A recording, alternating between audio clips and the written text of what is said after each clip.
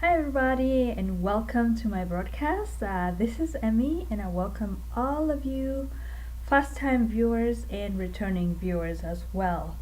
I do YouTube videos and Facebook videos. So I am so delighted to have this opportunity one more time to chat with you guys, to encourage each other, and to build each other up. So to begin this conversation, I'm going to read an African proverb, and going forward, I will be reading at least one proverb. I'm reading from African Proverbs and Wisdom book by Julia Stewart. If you know of another book that has African proverbs or books of wisdom, please let me know so that I can buy it. So I'm gonna borrow from Madagascar, and the island of Madagascar. They say they have a proverb that says, "People are like plants in the wind. People are like plants in the wind. They bow down and rise up again."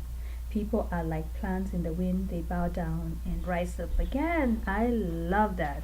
So this is talking about resilience, that people are resilient. We bow down and rise up again.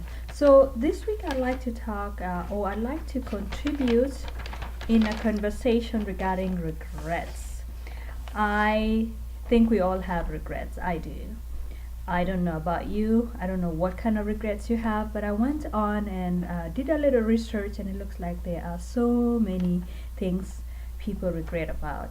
And there are two regrets that were common that caught my attention.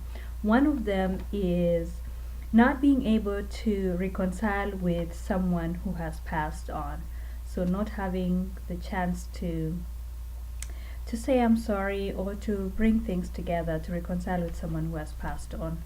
I think that's one what that can be so painful, to know that you had the opportunity to put things together or to come together with someone that you either loved or you cared about, and then she or passed on before that time came. Another one that caught my attention was the regret of love, or the regret of intimacy. And this is what I'm going to talk about today in this broadcast. So I'm going to talk about, or contribute some ideas, or open up a discussion about regrets of love. So I have some of those myself, and I'm going to focus primarily on women, because we bear the brunt. We bear the brunt because society does hold us in a different standard than men are held. So, for instance, if a girl is in a romantic relationship and then she got pregnant, and then she's forced to give up that child in adoption or for adoption, that can be a very painful decision to make, and that can be something very difficult to live with. Or perhaps the girl is forced to terminate that pregnancy. That can be a very difficult thing to deal with the rest of your life. So I'm here to actually talk about ways to free yourself from regret, because regret is the past. So if you're here and listening to this today, it is an indication that God has given you another chance to make amends with your past and move forward and make better decisions. So I'm wondering, how long do you think we should hold the pain of regrets, or the pain of our mistakes? How long should we have? Should the pain of regrets, or should the pain of our mistakes have an expiration date? Should we have a grace period? I believe yes, and yes, and yes. I don't believe we should regret, or we should wallow in pain forever. I think our pain, or the burden of the pain of our mistakes, should have an expiration date. And it doesn't mean when you live free of regrets or let go, it doesn't mean you're not being responsible. I think freedom comes with responsibility. And that's why I'm having this conversation, so that I can help you free yourself from condemning yourself, from holding yourself hostage for many, many years. One of the things that you could do that I suggest is to build a future that is full of dreams, full of other dreams. When your dreams are bigger than your memories, then you're able to move forward. You're able to move forward. And when you move forward, you are living by faith. Faith moves you forward. Fear moves you back. Regret moves you back. So when your dreams are greater, or when your faith is bigger than your memories, then you're able to move forward, to wake up every day and look forward to a future. There is nothing you can do about the past. It is gone. The only thing that you have is now. The past is gone. No matter, you cannot undo the sex that you had with someone. You cannot undo the intimacy that you had with someone. So replaying it over and over in pain does not really help you. The more you think about it, what you think about, you become. So every day when you're waking up condemning yourself, feeling sorry for yourself, or regretting, that's who you become. You're building whatever you think of. Your dominant thoughts become who you are. So you will be someone who is always regretting. One thing that you can also do is give yourself due process. I was reading about the court system in the US, the judicial process. And when you have a criminal case, in the federal criminal case, the government has outlined 12 steps that you would take before you are sentenced. And some of those steps is investigation, initial hearing, and one that caught my attention is discovery and plea bargain. What happens during discovery time is the prosecution and the defense, they do exchange the evidence that they have against each other. I like that. We can borrow from this process. And then I also like the plea bargain. So what we can borrow, if we have a lot of regrets or if we have a lot of pain from our past mistakes, we can borrow from this process by giving ourselves due process. You cannot be the judge, the jury, and the accused at the same time. You deserve a fair hearing. You deserve a fair hearing. So you can borrow from the US system and have some discovery moment. Bring the evidence to the table. The evidence meaning those thoughts that lead you to have the pain, and bring them and discuss it, really deliberate. And then while deliberating, even if you find yourself guilty, or even if you find yourself stupid, or even if you find yourself, whatever conclusion you come to that is unfavorable, you must give yourself a break. You must give yourself a break by take a plea bargain. Do not punish yourself forever.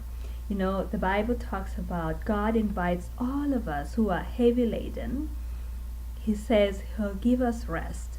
So even if you can't see yourself forgiving yourself, or you can't see yourself letting go, I think letting go of a child or letting go of something big like that can be very difficult.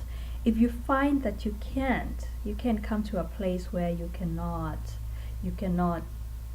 forgive yourself, or you cannot let go, I invite you to have God take that. Says, come to me, all of you who are heavy laden. I will give you rest. God is going to give you rest. Go to God in faith. Have faith in the love of God. And the Bible also talks about come, let's reason together, that even if your sins are as red as scarlet, God says, I will make them as white as snow. So God forgives you, and you should not hold yourself hostage. Another thing we could do is not to look back. Remember, there's a verse in the Bible that says, remember Lot's wife. What did she do? She looked back and she became a pillar of salt. What this indicates is she became stuck. A pillar of salt does not have life, it does not move. This is an indication we can become like that when we wallow in regrets, when we stay in regrets, when we linger and we ruminate unfruitfully. We are becoming stuck. We're becoming like Lot's wife. We are getting stuck. So I urge you to flee from regret, flee from regret. A story is told of a people in Central Asia. In Central Asia, they are called the Tata people, Tata like pterosaurs. So what they do before they went to battle, what they do before they go on a battle is they pronounce a curse on their enemies by saying, "May you remain in the same place forever." What a curse! What a thing to say about somebody. Imagine remaining in the same place forever. Imagine staying in first grade when you're 4, when you're 5, when you're 40, when you're 50. Imagine that. That's what regret does to you emotionally. You remain in the same grade forever.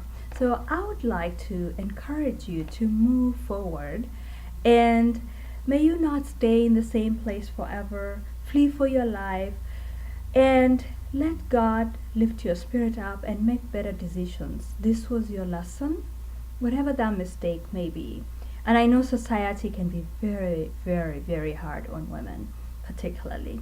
So do not listen to other people's messages. Listen to a message that builds you, a message that makes your life better, a message that frees you because God frees you.